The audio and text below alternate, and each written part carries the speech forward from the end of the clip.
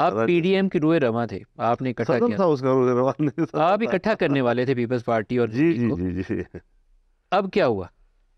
دیکھیے P D M انتخابی اتحاد نہیں تھا، پی ڈی ایم حکومتی اتحاد بھی نہیں تھا، کیونکہ حکومت میں پیپلز پارٹی بھی تھی کہ جو پی ڈی ایم سے نکل چکی تھی، حکومت میں اے این پی بھی تھی کہ جو پی ڈی ایم سے نکل چکی تھی، حکومت میں ایم کیو ایم بھی تھا، حکومت میں باپ، اور وہ تو پی ڈی ایم کا حصہ ہی نہیں تھے. تو یہ حکومتی اتحاد بھی نہیں تھا اور انتخابی اتحاد بھی نہیں تھا، یہ صرف ایک تحریک کے لیے منیمم پوائنٹ کے اوپر ہم چل رہے تھے، اور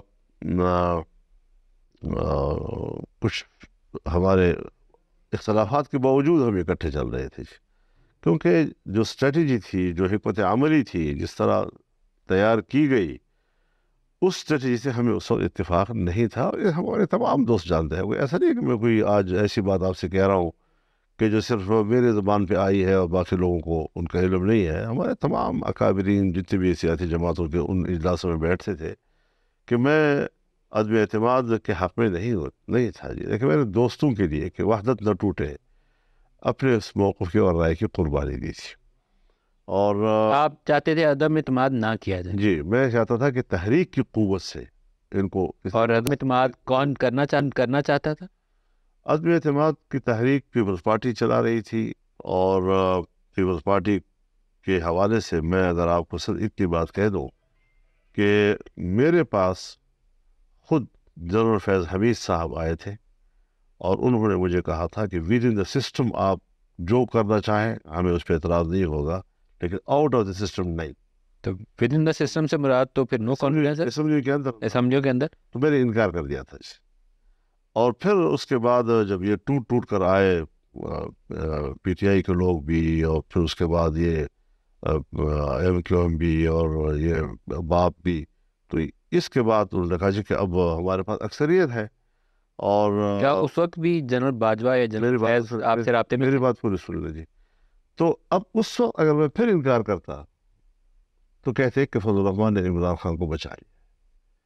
تو وہ چیزیں تھیں کہ میں صرف اس لیے آپ کے سامنے ذکر کرنا چاہتا ہوں کہ تاریخ کے اوراق پر حقائق تو کسی وقت تو آئے نہیں. کیا اس وقت جنرل باجوہ اور جنرل فیض آپ سے رابطے میں تھے جب یہ لوگ ٹوٹ کے پی ٹی آئی سے اور ایم کیو ایم اور باپ پارٹی؟ حضرت وہ بالکل رابطے میں تھے، اور ان کی موجودگی میں سب کو بلایا گیا اور سب کے سامنے ان سے کہا گیا کہ آپ نے یہ اس طرح کرنا ہے اور اس طرح کرنا ہے.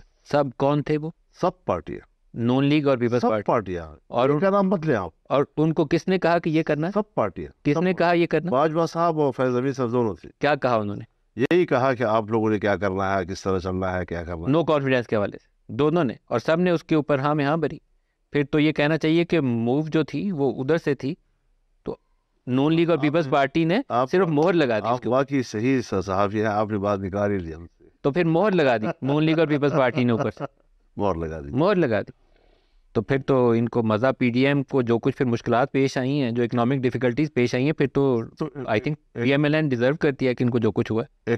اکنامک جو ڈیفیکلٹیز آئی ہے، تو یہی کہا جا رہا ہے بطور دلیل کے کہ جو شہباز شریف صاحب کی حکومت تھی وہ 1.5 سال میں ڈیلیور نہیں کر سکی، اور مہنگائی کم نہیں کر سکی، بڑھتی چلی گئی.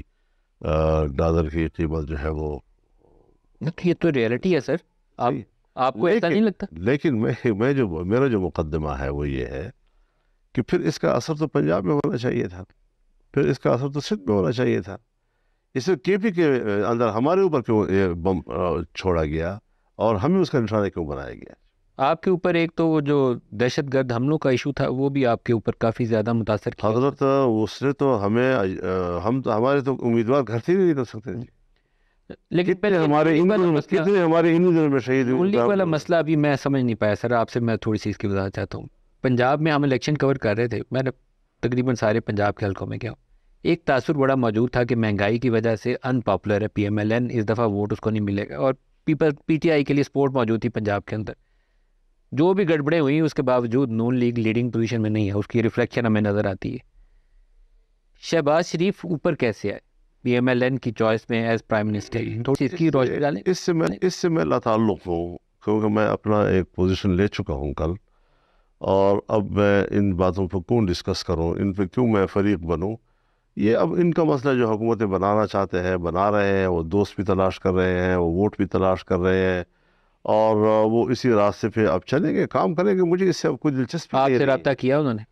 رابطہ کیا، تشریف لائے تھے شہباز شریف پھر صاحب۔ آپ نے کیا کہا انہیں؟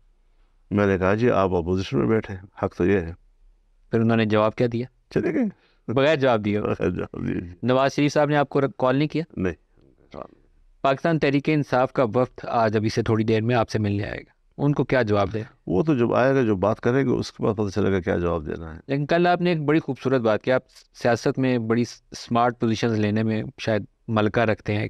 آپ نے کہا کہ ان کے جسموں سے اختلاف نہیں ہے، یہاں سے مسائل ہیں، تو اگر یہ والے مسائل حل ہو جائیں تو پھر تو آپ آگے یہ ایک صحافی کے سوال پہ، میرے بیان کا حصہ نہیں تھا، ایک صحافی نے سوال کیا کہ کیا اب آپ ان کے ساتھ بیٹھیں گے اپوزیشن میں، یعنی وہ بھی اپوزیشن میں ہوں گے اور آپ بھی؟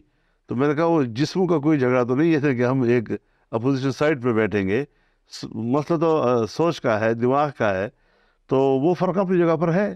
اگر وہ ختم ہوتا ہے تو وہ ہونے دیں، اگر کس طرح ختم ہوگا، کیسے ہوگا، میرے ذہن میں ابھی کوئی نقطہ نہیں سیاست میں وہ کہتے ہیں نا، جو ممکنات ہیں اس کے اوپر آپ آپشن تلاش کرتے ہیں، تو آپ کر سکتے ہیں، you are expert in that.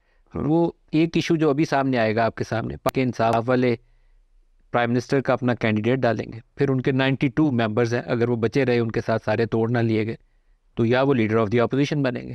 تو مولانا فضل الرحمان ان کو سپورٹ کریں گے پرائم منسٹر کے کینڈیڈیٹ میں، یا لیڈر آف دی حضرت ہم بالکل بھی اس میں حصہ نہیں لے رہے، نہ مسلم لیگ کی، اگر ہم کرتے پھر ہم مسلم لیگ کو کرتے، لیکن جب ہم ہے ہی نہیں اس کو ہم تحفظات کے ساتھ شریک ہو رہے ہیں، اور ود کوشچن ہم اسمبلی میں جا رہے ہیں، جس طرح پہلے بھی ہم گئے، تو اس میں تو خیر ہم نے ووٹ بھی استعمال کیا تھا مسلم لیگ نون کے حق میں، ایک باقاعدہ مشاورت کے ساتھ، جو اب تو مشاورت ہی نہیں ہے، اب تو ہم اکیلے تنہا ہیں نا۔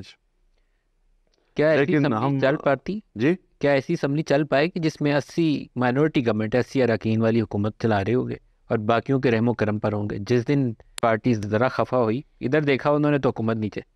میں تو اس طرح کے حکومت بنانے کی جو حکمت عملی ہے، اس کو کوئی کامیاب حکمت عملی نہیں کہہ رہا، لیکن یہ ہے کہ اب اگر انہوں نے فیصلہ کیا ہے تو یہ اس کے اچھے برے کے ذمہ دار وہ خود ہوں گے۔